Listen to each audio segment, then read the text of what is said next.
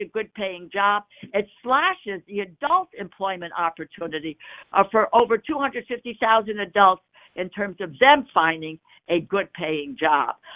And in Connecticut, you know what it means for K through 12 funding in Connecticut, which has over 1,000 K through 12 schools and 533,000 students. I'm not going to go through all the numbers, but there are serious effects that would result on our Connecticut schools. You should also know that the vote is 2 days ago in the House of Representatives, which was the budget that the Republicans are proposing, had a $330 billion cut to education. Keep this in mind. This is not, $330, $330,000, million, $330 billion in cuts to our education system. And this is, why? Why are they doing this? And this, I'm not making this up. Just watch what they're doing. And it's only the beginning. They want to make these cuts because in that budget bill that they passed 2 days ago is $4.5 trillion in a tax giveaway to corporations and to billionaires like Elon Musk. I'm here to fight for our kids, and I want to hear from you. If you have a question tonight, press *3 at any time. This places you in the queue to speak to a member of my staff. I want to introduce my guest for the evening, someone who is a longtime educator who gets what's happening. I'm so grateful to be joined by Fran Rabinowitz. She is Executive Director of the Connecticut Association of Public School Superintendents. She has for 4 decades has experience as a teacher, as an administrator. She began as a teacher in Bridgeport before working for the state as an associate commissioner, as a superintendent of Hamden Schools. She recently came out of retirement to act as the interim superintendent of schools in Bridgeport. I am so grateful to have Fran here tonight, and I will gladly turn this over to her for a very brief introduction before we take your questions. Fran, thank you. Thanks for what you've done, and let me ask you to say a few words to our guests tonight. I'm thrilled to do it, Rosa, and please let me take this opportunity to thank you. You have been an amazing leader and advocate for our kids in Connecticut, and you have always held them in the greatest importance, and we all appreciate that. To just make this very personalized to Connecticut, we receive over $320 million in title funding and funding for students with disabilities. Just to give you a sampling of what would happen if that money were taken, we are so dependent on it. It would cripple us in Connecticut. Obviously it's going to impact our urban districts more, but it will certainly impact our suburban districts as well. For example, in New Haven, if Title I were taken, there would be over 100 positions that would go away. Those are teachers and paraprofessionals. There would be no support for behavior, for intervention with reading. If in Branford, if you took that money away, yes, it's less, but you still have math interventionists that would go away. You have special ed teachers that would be gone. We can ill afford that. And in Derby, they received $400,000 in Title I. 7 positions would be eliminated immediately. In Hamden, 13 positions. And I could go on, Rosa, and all the guests that are here tonight.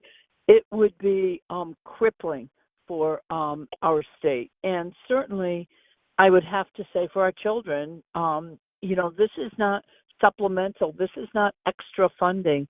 These are fundamental positions that are needed by our children as much in Branford and Derby as they are in New Haven. So thank you for having this call. Thank you for letting me express our deep concern about this. Listen, and thank you very, very much, Fran. And if you've got those numbers by town, city and town in this community, I'm going to get those from you so that people need to know what is about to befall them and with these cuts. And now let me just let's both hear from everyone who is on the call. You have to press *3 to ask a question, and my staff will connect us together. All right, Congresswoman, our first caller is out of New Haven. We've got Beth joining us on the line. Hello, Beth. You are live. Go ahead with your question, please. Hi, Rosa. My name is Beth. You and I have met at the VA. I'm a nurse over there, so you know that I understand all that's going on. I also have a grandson who is waiting to hear any day now about getting into the sound school. He's on the spectrum. I have an adult niece who is disabled, who had all of the benefits of all of the programs growing up. This is so heart-wrenching for me to even hear this. What are our chances of suing them to get that funding? Well, listen, and let me make this point for you. You talked about a couple of areas. You talked about veterans. 6,000 veterans have been fired. 6,000 veterans have been fired. And these are people who deal with claims. We want to honor our veterans. We hire them, and now 6,000 of them have been fired. The other thing is you talked about disabled kids. I won't go into the seriousness of where they're going with Medicaid cuts. It is staggering what they're going to do with Medicaid cuts. And we know that families with disadvantaged and disabled kids rely on Medicaid. So the issue of suing, let me be clear with everyone. People are saying, why can't you sue? Why can't you sue? As a minority, as Democrats are in the minority in the House of Representatives, we don't have standing for us to be able to sue. If there were to be a suit from the Congress, it would have to emanate with Republican Speaker of the House, Mike Johnson. That is not going to happen. But I will tell you what we are doing. We are working with organizations, all kinds of organizations, a group called Democracy Forward. In all of the lawsuits, we're providing them with information. We're working closely with them. And what we are going to do in the Congress is to file what they call a friend of the court a brief, an amicus brief, so that we join some of these issues. That's the courts, I believe, are our friends in moving forward here. And so we are utilizing that, to the extent that we can possible, both by cooperating with organizations and filing this Friends of the Court brief to join some of these groups in their suits. And some of the suits have worked. We've got to get organizations to be engaged in filing the suits that we can join. I hope that answers your question. Moving on to our next question. We're out to Brantford. We've got Donna on the line with us. Donna, go ahead with your question, please. Hi, Rosa. Thank you so much for doing this. I'm a paraprofessional in my hometown in the middle school, and I'm very concerned with these cuts. How is that going to affect our most vulnerable kids? What do we do to protect paraprofessionals so we can continue servicing our most vulnerable students? Mm-hmm. Yeah, no, listen, and let me just tell you where they're going after. I was at a hearing, and I want Fran to join this conversation because you can talk about paraprofessionals, and you can talk about the role that they play. There was a hearing yesterday. This was about education, and we can't call a hearing again in the minority, so this was called by the majority, the Republicans. And the chair of that committee is from Alabama. The whole point was to say that we should not be investing any more dollars in education because our kids can't read, they can't compute, they can't do any of these things. But where they're going is directly at paraprofessionals. They believe that honestly, I know how valuable you are. I've been in and out of our schools, and I know what you do. But they view that what you do is waste and fraud and abuse, that we should not be doing that. They're administrative costs that should be eliminated. Fran, let me ask you to join in here. I will be happy to join in. And I would say to you, Donna, paraprofessionals, as a former teacher and as an administrator and superintendent, I can tell you, and I speak for the superintendents in Connecticut, we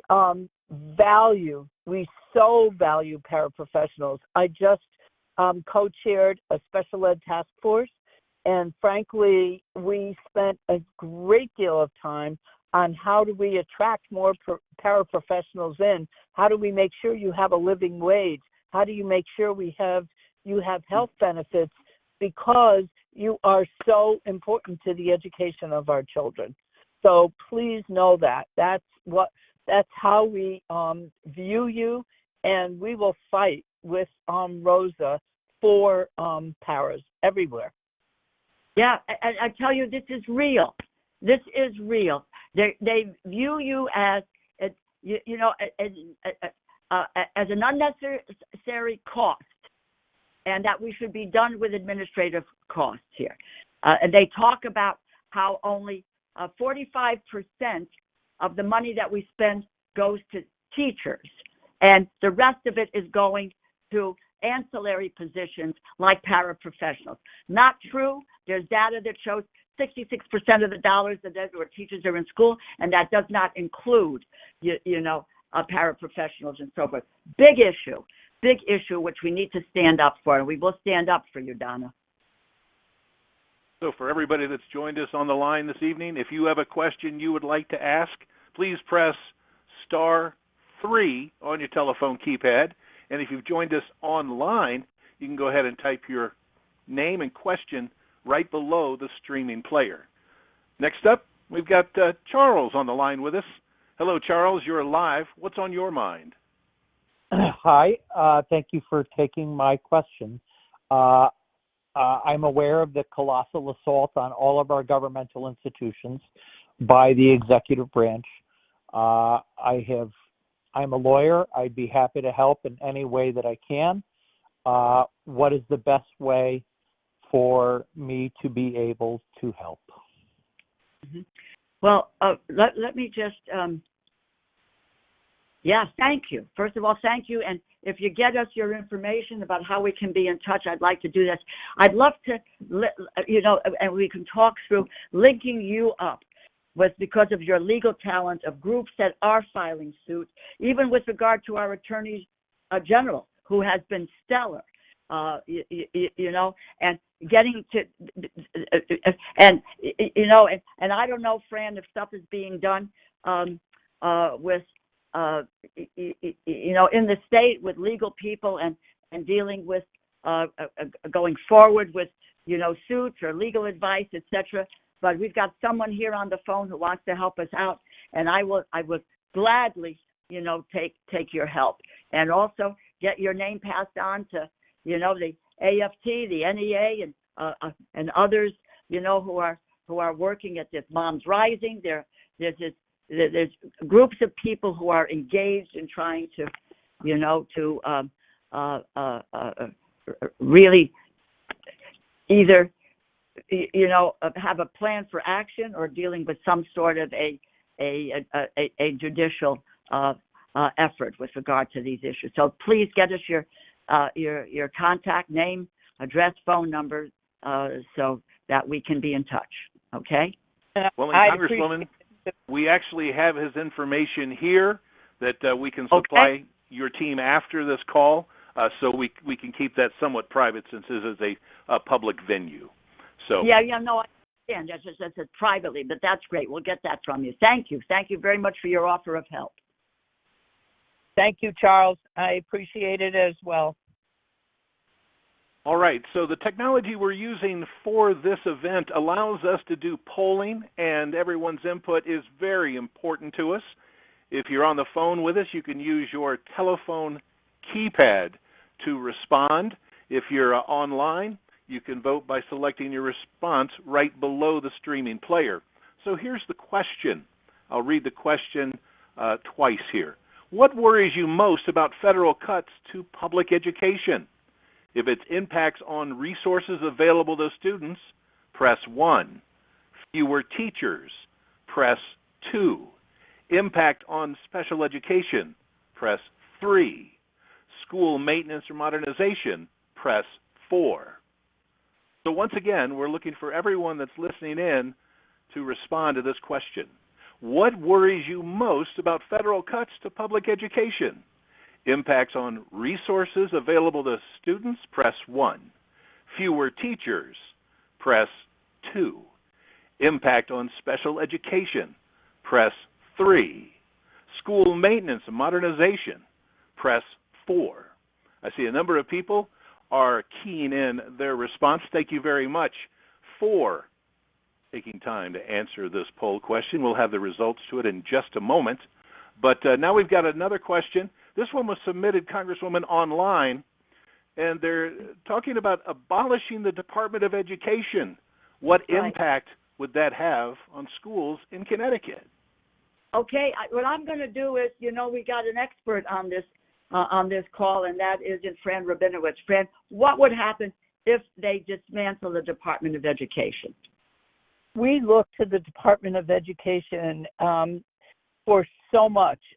First of all, it is heartbreaking that they pulled the money for the research, because we look to the department for all of the research on best practices, whether it's in reading or history or behavior or attendance.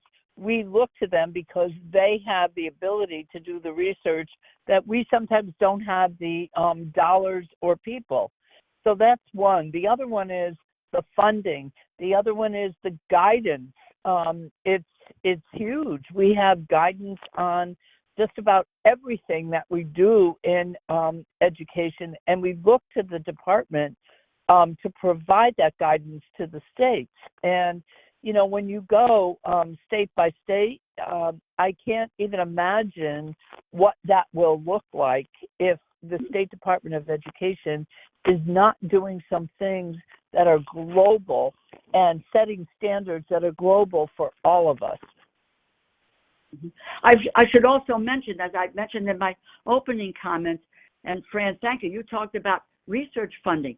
Nearly $1 billion in cuts to research contracts awarded through the Institute of Educational Sciences. Now, I talked about, what they do. What they're about is that's helping to take a look at, what is improving, the research that's intended to evaluate and to improve student learning. Don't we want to know what's working or what's not working for our kids?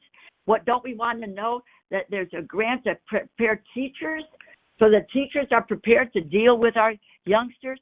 If you're dealing with the halting and terminating ongoing research into the impacts of various education methods on student learning, my God, why do we want to deal with not wanting to know if what we're doing is right, if it's wrong, if it's not up to par, and so forth? It really is absurd. It's what they go. I have to also say something about, what they say is that they're going to turn all of these efforts that the Department of Education does to the states. Well, let me just tell you, you want to talk about the states and where they're going to get the funding for dealing with all of this, especially if you do what they call block granting, which is always less money to the states. Does that mean our property taxes are going to go up? Or does that mean that we're going to not have, what we need to deal with an education system and educating our kids? I just have to say this, and I'll say this at this juncture. We work very hard in this country to make sure that education is in the purview of every child, not to a chosen few who are wealthy. That is not what this is about. That's not what it's about. It's my parents. It's parents of all of us wanting their kids to have a good education and being able to access that. Why are they pulling that rug out from under our kids? This is the American dream. That's what parents look for, the way that their kids are going to be able to succeed. But they're pulling the rug out on us, and it will only benefit the wealthiest who can afford to put their kids wherever they want to put their kids. Sorry, it's a speech, but it's not a speech. This is what's happening here. So let's move on. Yes, ma'am. I'd like to provide the results from the question we just asked a moment ago. And our inquiry was, what worries you most about federal cuts to public education? Those that responded, the number one concern, impacts on resources available to students. And then it went to impact on special education. Mm-hmm. Next was fewer teachers. And finally, school maintenance and modernization. So those are how everyone here that responded to that poll feels, Congresswoman. Mm-hmm. Mm-hmm. Well, I'm appreciative of it, and all of the things there are really at risk. Resources available to our kids, special education, and teachers, and obviously maintenance is important, but it wound up fourth on this list. But we're looking at these are very, very critical issues which are going to be affected. So again, if you've got a question you'd like to ask live on this call, please press star 3 on your telephone keypad to enter the question queue. And next up, we've got Brenda from East Haven joining us. Brenda, you're live with the Congresswoman. Thank you. Good evening, Congresswoman Rosa DeLauro. Really appreciate you taking time to have this call this evening. My question is, in my humble opinion, it appears to me that the entire issue, Department of Education, obviously being huge among all of them, is that Musk, in an unconstitutionally situated action, is just defunding the government essentially for his own personal benefit and for Trump and their oligarch friends. My question is really, how can we as a blue state really band together with other blue states, other congresspeople, other governors, to somehow, whether it's withhold federal taxes, very difficult since that comes from the employer, but what is it that we can do to band together with other blue states to really abort this unconstitutional conduct? They're dismantling everything. Well, when I think about, our Attorney General has been very forthright. He brought one of the first suits when they issued that memo wanting to cut programs across the board. That was 22 states, Democratic states, who did this, and it was very successful, very successful. So, again, the courts are one avenue, and joining with these efforts that are suing these folks, and there are a number of suits that are out there at the moment, and we've done pretty well in that deliberation. So that's a way of doing it. But the other piece of this, and Fran, I want you to chime in on this, because this is such an important issue to families. It really is bread and butter. And Trump and Musk, billionaire buddies, are detached from how Americans live. They don't really care, and how ending public education kills the American dream. It's very interesting that you should know that what President Trump said, that his top goal for his Secretary of Education, Linda McMahon, who is from Connecticut, this is a quote: "Do a great job and put yourself out of a job." Now, the public, there's a bipartisan poll commissioned by an organization called All for Ed that said 58% of voters oppose eliminating the Department of Education, 29% support such a reckless move. Now, I want to explain to people that you have standing, you have power, you have networks of people that you're engaged in. We need you to be on your feet. We need you to connect with people who are, are placing calls. If you have people, organizations around the country ought to be on their feet and getting in touch. You got a great Connecticut delegation, I will tell you that. We're on board, but we got to get to other members around the country where your voices need to get heard. And members of Congress need to know that if they're not there, if they are not there to be there for our kids, then you are not going to be there. We're not going to be there for you. We're not going to be there for you. And that resonates. Let me also mention to you something that the AFT is doing, American Federation of Teachers. On Tuesday, March 4th, they've got a day of action planned. And I'd be interested to see what that translates into in terms of our community. That, because I was on a phone call with almost 2,000 educators nationwide just a week ago. And it's a national day of action. And what they're doing, they're putting together, they have now more than 175 local events opposing education budget cuts that will take place across the country. What we should do, and to help get information to you, is that what may be happening in our community with regard to that, and you can join that effort. This is what we need at this moment. We got to put public education at the cornerstone of our democracy. And on March 4th, let's make our voices heard. Teachers, parents, community, rising up to oppose these massive budget cuts. Fran, I don't know what you know, what is going on locally. I know a little bit. I just want to say one thing. I do agree with you so much, Rosa, that public education is the pillar of our democracy. And I know that they want to destroy the Department of Education, but I'm also pretty certain that they want to destroy public education. Everything is pointing to that, and we cannot let that happen.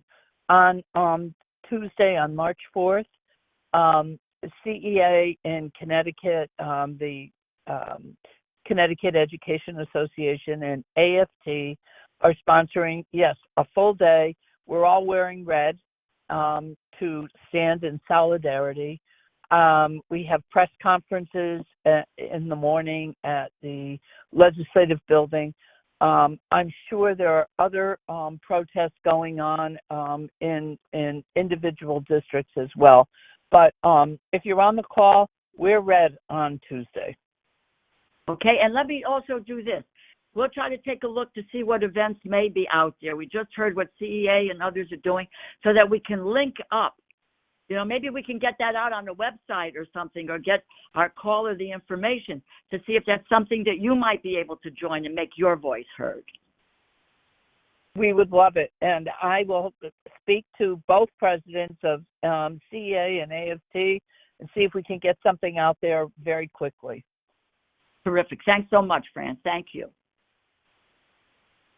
We had such tremendous response to the first poll question.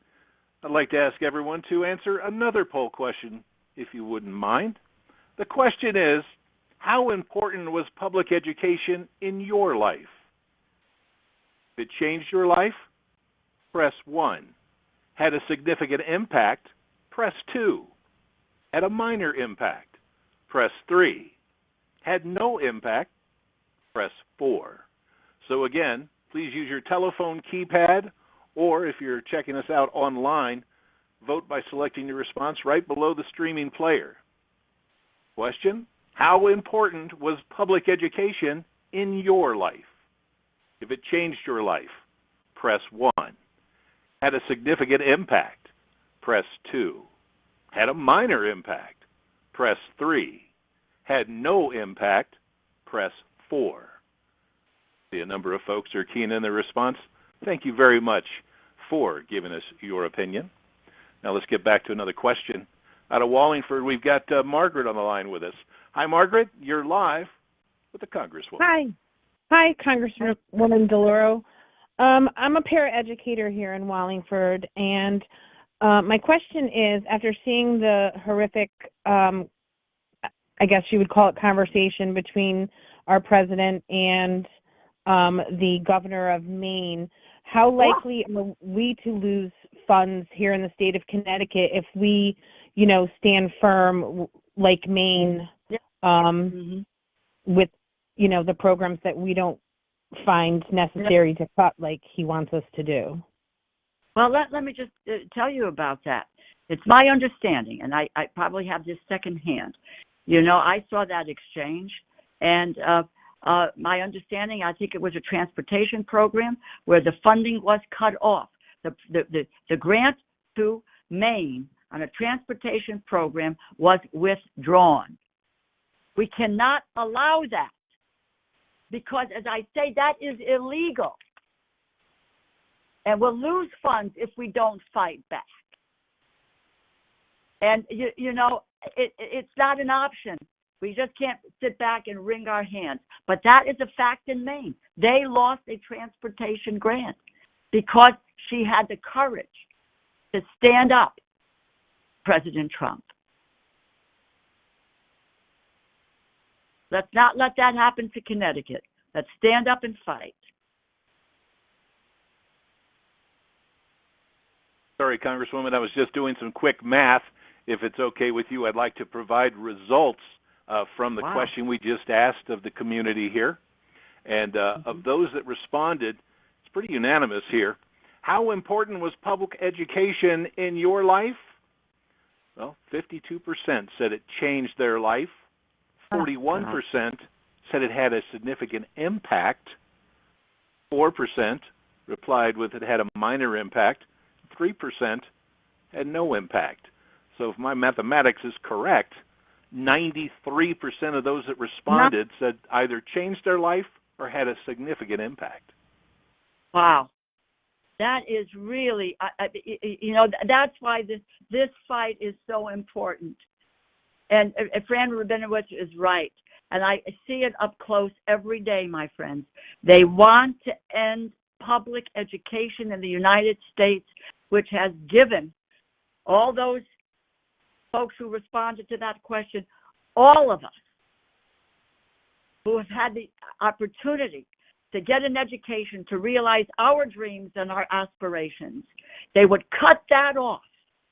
And once again, we cannot allow them to do this. We cannot allow them to do it.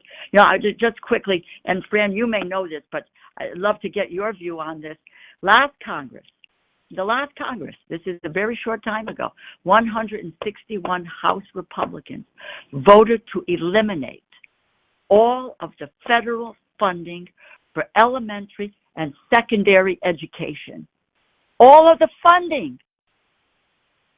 Now, he has reintroduced legislation. The 161 people, it didn't pass, thank God, but 161 House Republicans voted for it. This Congress, he's introduced legislation to terminate the Department of Education, and it just within the last few days, he's got 31 Republican co-sponsored, and it was just introduced just a short time ago. It's shameful, Rosa. Just absolutely shameful. And we've got to fight for it. What happens to K through 12 education if there's no more federal resources? What? Oh, $321 million, Rosa. It will cripple education in Connecticut.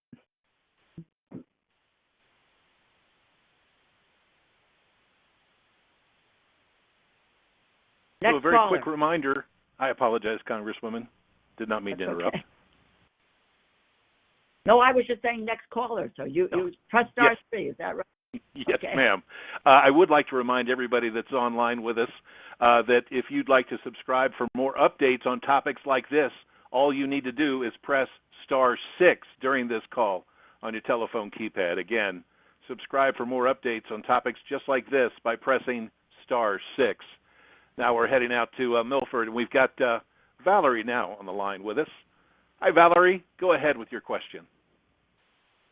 Hi there. Thank you. My question is, Congresswoman, do you see any opportunity, given not just education, but the general assault on the distribution of power, is there any opportunity to reach across the aisle and have Republicans peel off enough Republicans to join Democrats to stand up against this? You know, in the House of Representatives, in order to pass any of our bills, all we need is 3 Republicans to join us. But I want to be honest, and I say this not in anger but in sorrow, because a lot of my colleagues on the other side of the aisle, I know them well. I work with them. I know where their heart is. I know, especially those who sit on the Appropriations Committee. I know that they're thinking about what our job is, and that is to make sure we're providing the goods, the services that American families need, that our businesses need. But to date, honestly, as I say, and I say this with sorrow, they are afraid to stand up. They are afraid to really, let me just say this. The governor of Maine, for standing up and maybe paying a price in funding for her state. Republican members are scared. They are scared that they will be primaried and that their election is at risk. So I do know that people, look, I just had one today who shall be nameless. As he left, we were both leaving. I was coming to get up on the train to come up, and he said to me, what madness is Elon Musk going to come up with tomorrow?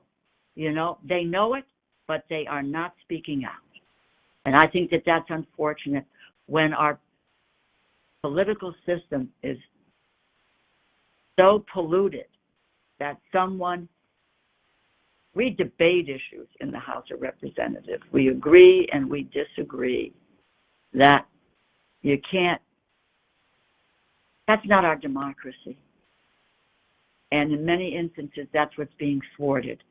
But I'm concerned, yes, I am very concerned about our democracy, but I am so concerned about the human consequences of the cuts that they are making on the lives of people in our community and communities across the country. And my Republican colleagues in that hearing that we had this week, so many of them, they spoke about abolishing the Department of Education. 2 of the 3 witnesses that the Republicans brought to the hearing supported abolishing it. We are at a critical juncture in our country and for public education. We have to be bipartisan. I want to do that, but in no way am I going to sell out our kids for tax cuts for billionaires. No way.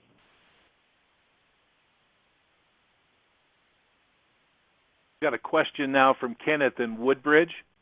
Ken, welcome to the line. What's on your mind? Thank you. Thank you, Congressman, for listening to this. The question is a very important one, and I hope it gets acted on. It goes as follows.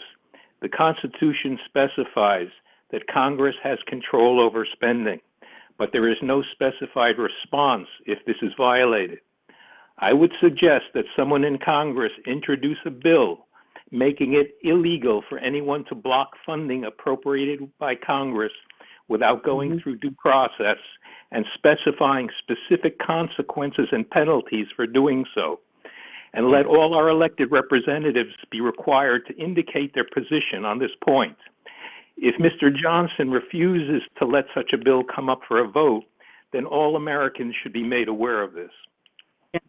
I concur with you, and I know my colleagues are looking at various pieces of legislation where we can thwart their ability to steal these funds. I love your idea, and let's see what action we can take. Even though I know, the public knows it takes a while for legislation, but the point is it's there, and either they have to put up or shut up, or the country needs to know where they are. I love it. Thank you. Thank you. So I'd like to borrow everybody that's on the line one last time for a final poll question, and everyone's been so kind in responding. So I'm looking to find out, how concerned are you about Elon Musk's involvement in the Department of Education? If you're very concerned, please press 1. Concerned, press 2. Neutral, press 3. Have no concern at all, press 4. Again, looking here for your reply to this. How concerned are you about Elon Musk's involvement in the Department of Education? Very concerned?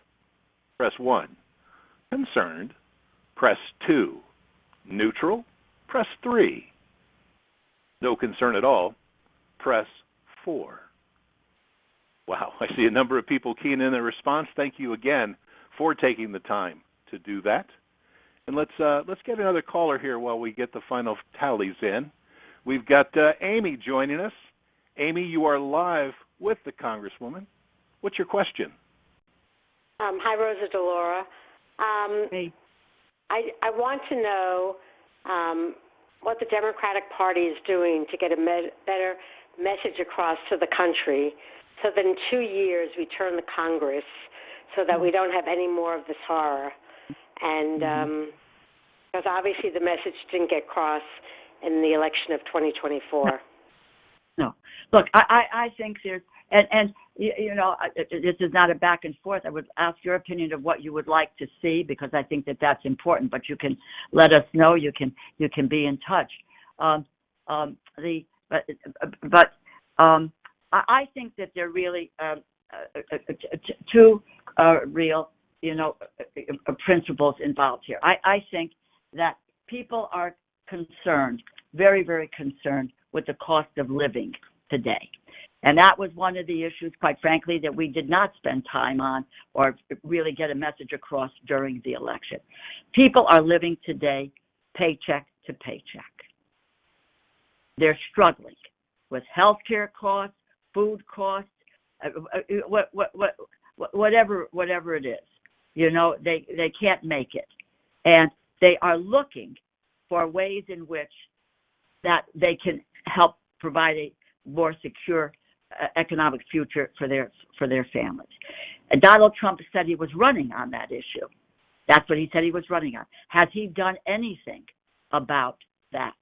So my view is that what we need to do is to talk to the American people about cost of living and about how we enable them to have a more secure future. And in the issue that we're speaking about tonight, when you give kids an opportunity to succeed, and when you give kids an opportunity to be able to get, to get job training, when you give kids the opportunity for federal work study, that they, in fact, it is money in the pockets of families, financial aid for the kids to be able to get an education. That is money in their in their pockets. The second part of that message is that we cannot allow unchecked billionaires to have a free reign, and that what we do at the federal level is going to be for that benefit, so that you cut $330 billion from education in the budget to help to provide a $4.5 trillion tax break for the wealthiest and for the biggest corporations. So I'm very succinct in that issue. It's our cost of living, and how what we're trying to do is to make that difference and give people the opportunities that they need to, and you do that with health costs, et cetera, to bring those down for people, and you stop what they're trying to do with providing the richest people in the country from getting the benefits of tax breaks. I hope that answers your question. I will just tell you, cost of living, more on the cost of living. Somehow everyone has stopped talking about egg prices. The president has he said one word in the 6 weeks that he's been in office about bringing down costs for people, about dealing with inflation? Egg prices are going to go up 41% this year, according to the USDA. Overall food costs will rise another 3%. This is his government. And how is he destroying the Department of Education, helping to address the cost of living? You have to make these connections with people. There's one quick thing I wanted to say. Anyways, I want to get in more questions. You don't have to hear from me. I want to hear from you guys. Okay, thank you. Thank you, Congresswoman. And real quickly, a moment ago, we posed the question, how concerned are you about Elon Musk's involvement in the Department of Education? And of the people that responded, very concerned, 94%, concerned, 2%, had no concern at all, 3%, and were neutral, 1%. So additively, 96% of those that responded are either concerned or very concerned about Elon Musk's involvement. Congresswoman? Yeah, no, it's real, and you will see. I think this is beginning to sink in that the public says, "Who is this person who was not elected, has no authority, is in violation of the law?" And I'm going to tell you this: I attacked in December Elon Musk on the floor of the House of Representatives, and I want you to know, and I don't take. I take it as a badge of honor. Both Elon Musk and Steve Bannon have called for my expulsion from the House of Representatives.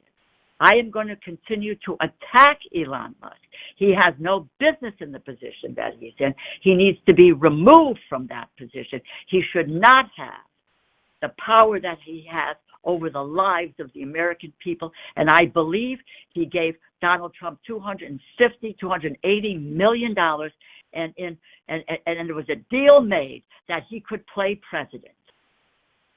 And that is not that we cannot allow that to happen.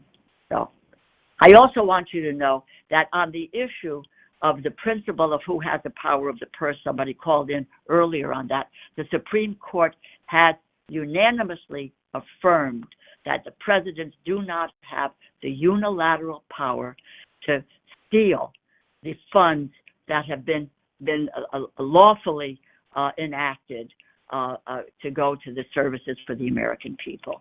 The Supreme Court has spoken out on this, and it was Chief Justice Antonin Scalia who said this, that he does not have the power, that any president doesn't have the power to do this. I'm going to try and sneak in one more question here before we need to close out the call. This question, we have Tara joining us on the line for Brantford. Tara, go ahead. Oh, yeah. Hi. I'm glad that you're having this forum, and I was curious how this impacts higher education, specifically disability enforcement and ADA. I'm a medical student. I'm 29 years old, and I actually had a serious medical event where I had cancer in my second year of medical school, and I've since discovered that 1 in 5 medical students who have a disability have seriously relied on ADA and enforcement with the DOE. So I was wondering, how are people with active investigations or active enforcement going to suffer, especially when we have such a medical workforce, so much stress on the medical workforce, and how are people going to, how are we going to enforce that? Yeah, well, let me just take it in 2 pieces, and one I will get back to you with some information with regard to the ADA. But let me mention that when you're looking at post-secondary education, you're looking at federal work study and allowing, what is federal work study? It's need-based financial aid, and kids go to work, and so that gets cut. Student aid administration apply for that is being cut back. There are let me just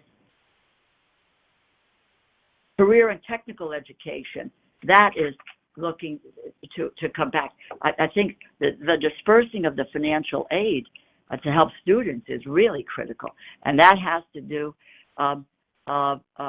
with Pell Grants, with against federal student loans, increased college access, success for first-generation students. The other issue is that you mentioned, and I want to get Fran involved in this conversation as well. The current administration has targeted protecting civil rights and civil rights enforcement across agency. They are targeting that. They're removing, one of the things they want to do is to remove the Office of Civil Rights and end that in the Department of Education, which is crucial to ensuring that the laws are protected within our schools. And all students deserve the right to a quality education. And I appreciate your personal story, but we had this conversation as part of that hearing. There are thousands of inquiries to the Office of Civil Rights, and this is about about ADA and about people with disabilities and what's happening. So it is across the board, but that's a department that they want to eliminate, and very clear about wanting to eliminate it. Fran, can you help impart some information here? Yes, I can't give you data, but what I can say is I know that higher ed will be impacted every bit as much as K-12. The financial aid package. They just pulled back the grant from Sacred Heart University, where Linda McMahon is on the board of trustees. They pulled back a grant for $3.8 million to bring in some teachers from Bridgeport to, so that we could get some more teachers of color in there. They're going after education, period. Exactly. And I want to thank the caller, for sharing your personal story. I'm a cancer survivor, myself, so it's not an easy road. So, thank you for your courage. Thank you for your deliberation, and in any way that we can be helpful to you. I want to be able to do that. Unfortunately, that's all the time. Okay. Go ahead. Well, I want to let everyone know that we promised an hour, and we're just about up on that hour. So that's all the time we have. So go ahead, Congresswoman. Let me just say, Fran, go ahead. You say something, and then I will. Go ahead. I just wanted to say to that caller, I have no doubt, given what she has been through, that she will be an amazing medical person, an amazing doctor. And, we will all be there fighting for you as a person. That's what I think we have to do, is make sure that this is personalized. This isn't out there somewhere. This is everybody in Connecticut, and we need to keep that in mind, that we will fight for each person. Thank you. Listen, I want to just say, I wish we had more time for more questions. I can't thank you enough for participating in the polling. That's the proof of the pudding here. You can say stuff that's anecdotal, but when you hear from people directly and what your thoughts are, that's really, really very, very important information. People want to know what you can do to help, and you can help. We mentioned some of these things tonight. That we need you. We need you to speak up. That's parents. That's teachers. It's organizations, concerned citizens. There's all kinds of efforts out there today for you to get engaged and involved and make your voices heard. And that is with calling, with writing, and talking about, tell us your stories. I believe we have a portal in which people can, come on and get online and tell us your story. Or if somehow you're an organization that didn't get your grant or your award, give us that information as well, so that we can work with you and see what we can do. Understand, and I believe this is true for all of us who serve in public life, Congress is an institution that responds to external pressure. You are the external pressure, and the external pressure on our system today. You want to protect quality public education. I want to do that, but we need to be very vocal and loud and clear about what we will not tolerate, and how we will not see our kids shortchanged. And I want you to join us. But you can be the impetus, and friends, You all have networks, as I said. You have a church. You have organizations you belong to. You need to get people up on their feet and saying, no, you are not going to do this. You have no mandate to do this. Yes, I concur that you won an election, but you did not have a mandate to cut off public education to our kids.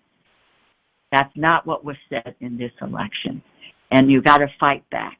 And I would just say to you, if you have a question or a concern that was not addressed tonight, reach out. Reach out to my district office staff, and you can reach them at 203-562-3718. Public opposition and outrage matters. It has already forced this administration to step back on several fronts. Again, you're the external pressure. Let's join together. Let's stand up for our kids. Thank you. And to you, Fran, God bless you. You know, your experience, your dedication, you have not flagged for one moment in terms of making sure our kids have the best of an education. And I'm so grateful to you, and I'm grateful to our friendship. Thank you all. Have a great Rosa, I'm just in awe of you. That's you're the leader on this. Thank you. Thanks, my friend. You take care. God bless everyone. Good night. Take care. Night. Bye. So you can contact us through our website at deloro.house.gov or leave us a voicemail at the end of this event when you hear the tone. We'll host more of these events in the future to keep you informed on what we're working on and other important updates. Thanks again for participating in this live telephone town hall event. For the Congresswoman, her staff, and myself, we hope you have a great rest of your evening.